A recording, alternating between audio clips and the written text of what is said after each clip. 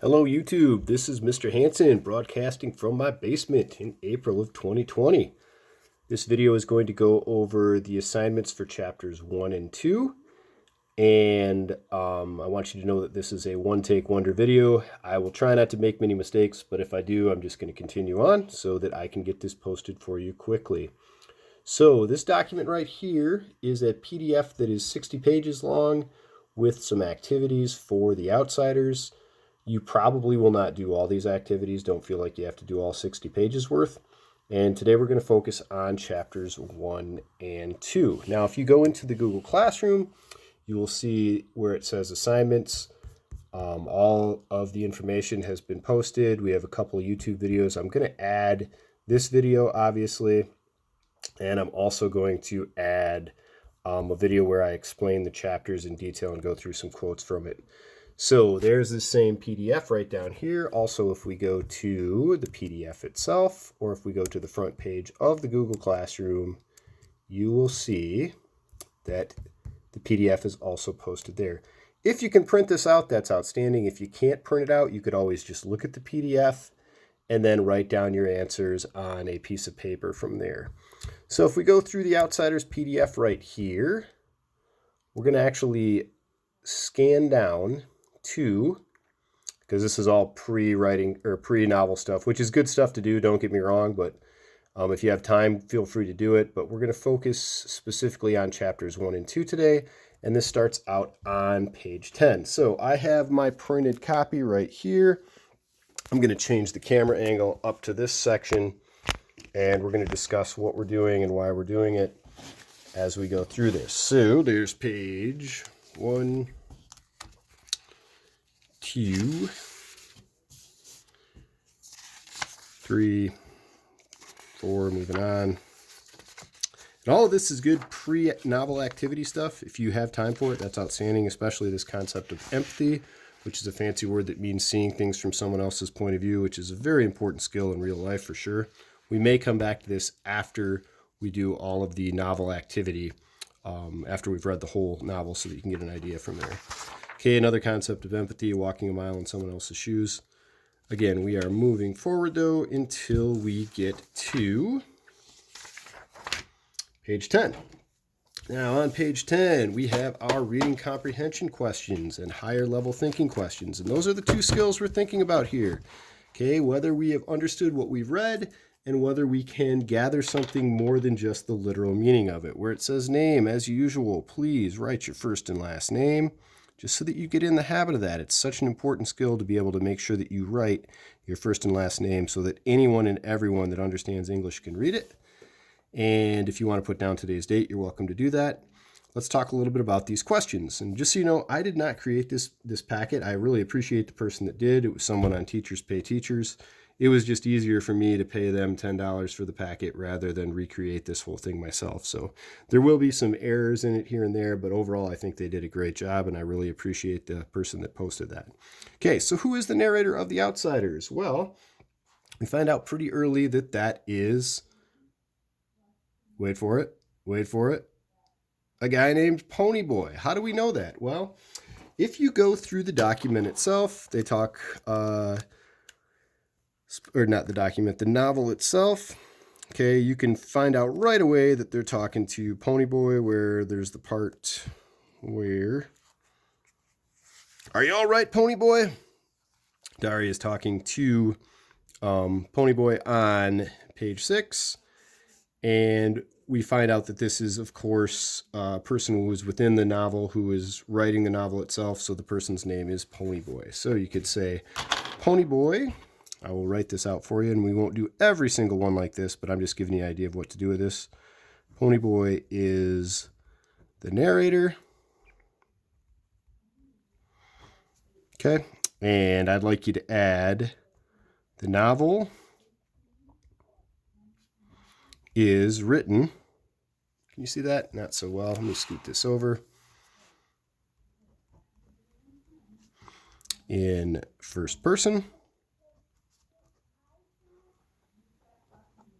Okay, meaning the point of view that it's written in.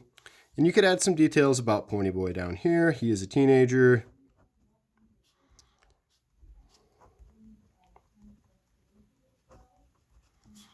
and a member of the Greasers. Okay. All right. And you could add more details, but that would be sufficient as far as I'm concerned there. Okay. What two groups of teenage boys does Ponyboy describe? Compare the two groups. That's your next question. That's for you to do. If you want to pause this video as we're going through it, I will explain some answers on here, but I'd like you to write down your own answers. And again, look for text-based evidence to back that up, meaning a quote from the book itself. That doesn't mean you need to have dialogue quoted, meaning where people are talking to each other. You just have to have words from a page as well as the page number. Okay. What two groups of teenagers does Ponyboy describe? Compare the two groups. You've got the Greasers and the Socias. Should be pretty easy to go through that. Okay, why did the Socias beat up Ponyboy? You can pause that right there if you want to think about it. And if you ask me, they beat him up just because they could beat him up. There wasn't really any reason other than Ponyboy was minding his own business and he happened to be a greaser. There's a rivalry between these groups. Okay, why did Ponyboy have a hard time with his oldest brother? You can read through that. We're talking about Dari there. How are Ponyboy and his friends like you different than you? Obviously, that one is up to you. So you want to go through that and answer it as best you can, thinking for that higher level skill. When I was in high school or in junior high, there really weren't two rival groups of the Greasers and the Socias. For me, it was what people would call the preps, like the kids who were probably going to go to college, and the Hicks, which were the guys who worked on farms. And I was kind of a little bit of a prep and a little bit of a hick at the same time, so I didn't really belong to either group. I kind of belonged to both, but I also kind of belonged to my own stuff. Anyway, moving ahead, next page. Who are the Socias? Who are the Greasers? Explain that in detail. That was kind of a question you already answered before. How do Ponyboy's relationships with Dari and Soda Pop differ? Explain your answer. Okay, you should be able to find some really good text-based evidence for that through, let's see here. This section right here, specifically pages 6, pages 7, pages 8, where they're describing how they get along to begin with. And then there's even more moving ahead from there, where you've got Dari getting mad at Ponyboy for really no reason. You could cite this quote right here on page 13. You should have carried a blade. And then later he says, he would have hollered at me for carrying a blade if I had carried one. So there's an example of their relationship, and you can move on from there. Okay. Why is the gang important to Johnny? Obviously, Johnny has a rough home life, and you could use some of the quotes that we described in that as well. What does Ponyboy think about Steve? And you can read through that as well. Remember, Steve is his brother Soda Pop's best friend. Why do you think there is so much rivalry between the Socias and the Greasers? Again, this is your own words. This is up to you to describe. And moving on from there. Chapter 2. Are the names Ponyboy and Soda Pop nickname? Explain your answer. It should say nicknames. Okay. And you can guess whether they are nicknames or not, or you can see if they explain it, because I think there's some text-based evidence that shows that they may or may not be nicknames. Who are Cherry and Marcia? Those are the girls who were met at the drive-in. See if you can add some details about that. Why do you think Johnny spoke up to Dally? Remember, Johnny is kind of the wimp of the group, or the quietest one of the group. Not necessarily a wimp, I shouldn't say that, but he's the quietest one of the group, and he's standing up to the toughest one in the group. What did Cherry learn about the Greasers? That would be related to the discussion that Ponyboy and Cherry have while they are at the movies. What were fair rules for a gang fight? What did fair mean? How were the rules established? Okay, and that's the part where 2-Bit is explaining the rules for a fight. And if you remember, Curly Shepard is a new character who was introduced, and we haven't learned much about him yet, but he is mad at Dallas Winston because Dallas slashed his tires. Why did he slash the tires? That's not really explained, but they're probably going to have a fight, and we'll find out more about their fight as they go forward. Moving ahead with Chapter 2 activities. And again, please write your names on all these papers. I'm just doing this to save time. Where do the Socias and the Greasers each hang out? What does each group do for fun? I guess you could that is kind of explained where they go through the East Side, West Side situation. How do the Greasers learn more about the Socias? This could relate to the discussion that Cherry has with Ponyboy. How could Cherry be a problem for Dally? All right, think about that as they go forward. What is Cherry's real name? Why is she called Cherry? That's explained when she is first introduced, I believe. What are 3 reasons Cherry and Marcia are not scared of Johnny and Ponyboy, even though, like Dally, they are greasers? Okay, and the girls actually explain that. They say something about the boys being innocent, but then not really innocent, but something else. Okay?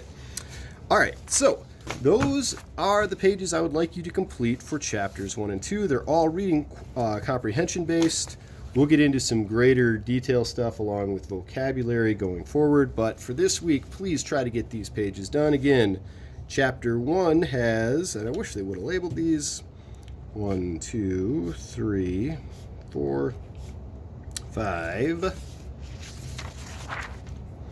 6, 7, 8, 9, 10 questions to take care of. See if you can get that taken care of. And chapter 2, moving ahead from there, you have 1, 2, 3, 4, 5, 6, 7, 8, 9, and 10 questions for that. So 20 questions in full. That's really manageable if you ask me. If you have any questions at all, you can ask your questions through email, through that thread, or through the comment section on the YouTube videos. And I hope you have a great day. Please make sure you get this work done for chapters 1 and 2. And I will interact with you soon. Take care.